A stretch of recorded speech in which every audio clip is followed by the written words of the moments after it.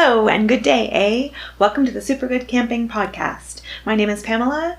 And I'm Tim. And we're from supergoodcamping.com. We're here because we wanted to inspire other families to enjoy camping adventures such as we have with our kids. Today we want to talk about a couple of things, backpacks and Omemee Provincial Park. So Tim is going to talk a little bit about backpacks and backcountry backpacks. All right. So for front country camping, for car camping, you need a backpack more for anything for the activities off-site that you're doing. I mean, as far as showing up at your campsite, you can bring it in a garbage bag. It really doesn't matter. It goes from your car into the tent, right? No big deal. If you're jumping on bikes and heading off to the beach or going for a ride or you're going to do some hiking, picture in my mind is having done the crack at Killarney, that hike. Having a backpack's a good thing. It doesn't need to be a big pack. It doesn't need to be an expensive pack. You know, something in the capacity is rated, certainly here in Ontario, is rated by literage, the liter volume of the size of the pack. Something in a 20 to 30 liters is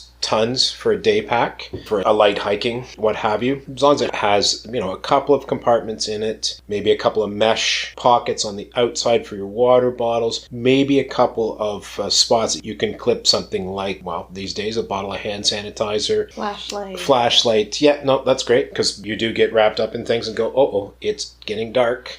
or you're going out to watch the bats take off for the night. Some bug spray, some sunscreen, what have you. Inside, you're throwing in some towels, potentially some additional water if it's a long hike, some snacks, that sort of thing. So it doesn't have to be, it's not rocket science. It doesn't have to be awesome. Anything that the kids are using for school is fine, although I tend to take things a little farther than they need to go. My 2 day packs are, one's a Decine, which is more of a denim-ish pack, so it's a little better wearing, but it doesn't fare well in rain. I have a Deuter, a 28-liter Deuter. It's got a mesh screen on it so that it keeps the pack off my back when I'm getting all sweaty. It lets a better airflow. It's got a bit of metal frame inside of it, so I can load it down with quite a few things. It's probably about double the price of what the Decine was. Osprey, Patagonia, I've read good reviews on those kind of packs. I think that probably covers sort of day packs, out for a bike ride, out for a hike. Backcountry is, while they are similar, they're a bit of a different deal. You're into bigger packs because you're lugging a lot more gear. Make sure that they've got good padding in the shoulders, that they've got very robust strapping and the stops, so that when you tighten up those straps, they don't start slipping through when you're doing a 2-kilometer portage. You want a waist belt because you don't want it all sitting on the top of your shoulders and trying to, pull you backwards all the time. You want a chest strap so that they're not separating all the time. It keeps the load well balanced on you. We've got two backcountry packs. One's waterproof. I don't know many different manufacturers. Seal Line, I believe, is one of them. I used to have a seal bag, and then some raccoons made it not be waterproof anymore. But right now I have a 60 or 70 liter Mountain Equipment, rubberized. It's a rubber bag with straps and some metal supports in it and a waist strap on it. You can put a crazy amount of stuff in there and you can kill yourself lugging that around. I've seen packs go as big as 120 liters, which I can't even fathom dragging that much gear. I'll take it in 2 packs because I'm not interested. And our other one, which I think is a 55 liter. It's a fairly standard one. One of the nice features that it comes with, as well as my Deuter day pack, it has a rain cover that pops out of the bottom of it. It's got spring cord in it, and think of it as 3/4 garbage bag that goes over top of your pack and keeps your stuff from getting soaked going through a portage or out for a hike and it starts raining. You can strap way more stuff to the outside. There's lots of little straps to hold things on. You can have a jangly bear bell working away for you. Maps, saws, things that don't really fit inside of a pack. Also, the pack is divvied up into way more compartments and little compartments within bigger compartments so that you can be very specific about what you have where so that you can access things because you're carrying so much more with you all the time. You need to know where those things are and be able to, in an organized way, be able to access whatever it is, whether it's a map, pocket, and compass, where your matches are, that sort of thing. Awesome. And so next was Omemee Provincial Park, which is just another not too long of a jaunt to get to from Toronto. It's in the Kawartha area, so around Peterborough. One of our kids and I went there. We were going to visit a cousin who lived on Pigeon Lake. Because it was nearby, we went and camped overnight at Emily Provincial Park. Emily, as far as amenities, they have biking on the campground roads, which are fairly quiet, but also the Trans-Canada Trail is nearby. It's on the Pigeon River, which links to the Trent Severn Waterway, which then links to Lake Ontario and Georgian Bay. It has a discovery program for kids in the summertime. There's a Learn to Fish program at several of the parks, not just Emily, but there is one at Emily, and it's a 2-hour-long free program that teaches people of any age how to fish and includes use of a rod and reel and tackle box during the duration of that program. So that's fun if you want to learn how to fish. There are 2 sandy beaches and there's a dog beach in the day use area. It's closed in the winter, but you can access the park to use it for your own purposes for cross-country skiing, snowshoeing, or winter hiking. It's just none of the facilities are open. So the washrooms are closed and there's no staff there to help you. So you're kind of on your own. Peeing in the forest.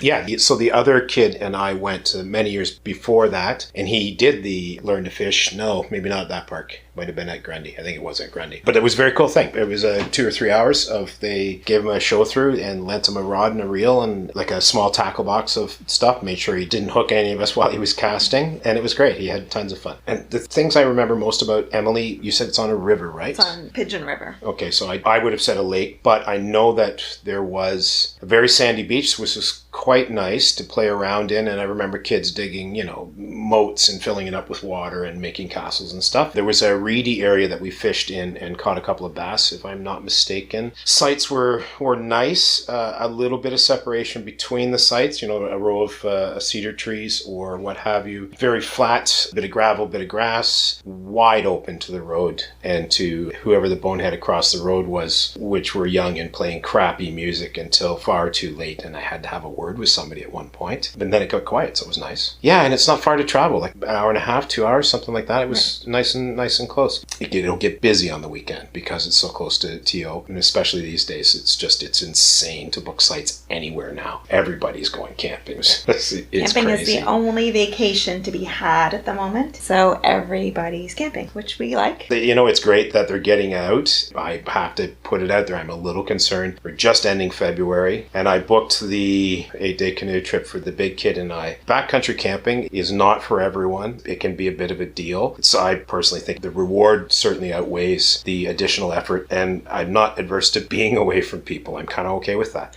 I have never had so much trouble trying to book a backcountry trip this year. They were sold out. I spent, I don't even know, a better part of a week up at 7 o'clock every morning, ready to go. 2 options for Killarney, and I couldn't get anything.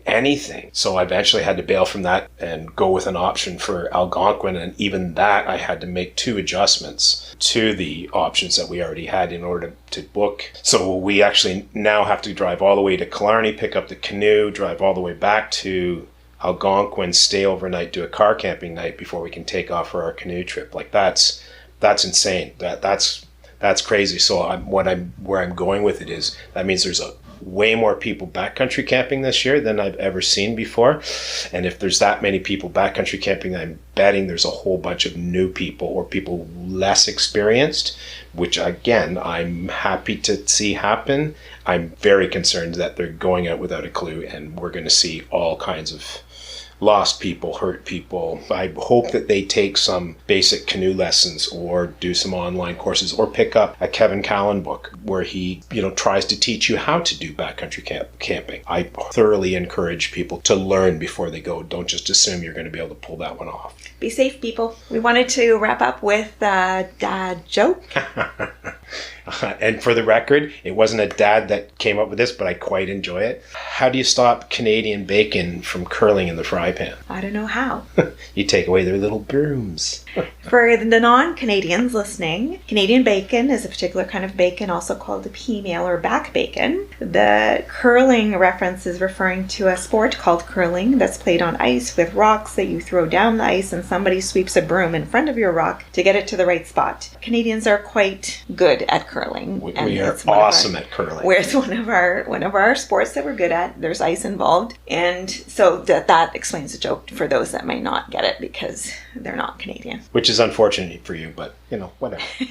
Not everybody can be. That's it for us for today. Please do tune in every week. We try to publish every week. And my name again is Pamela, and I'm Tim. And we're from supergoodcamping.com. Please visit our website. Please feel free to email us at hi@supergoodcamping.com. Thanks, and we'll talk soon. Bye. Bye.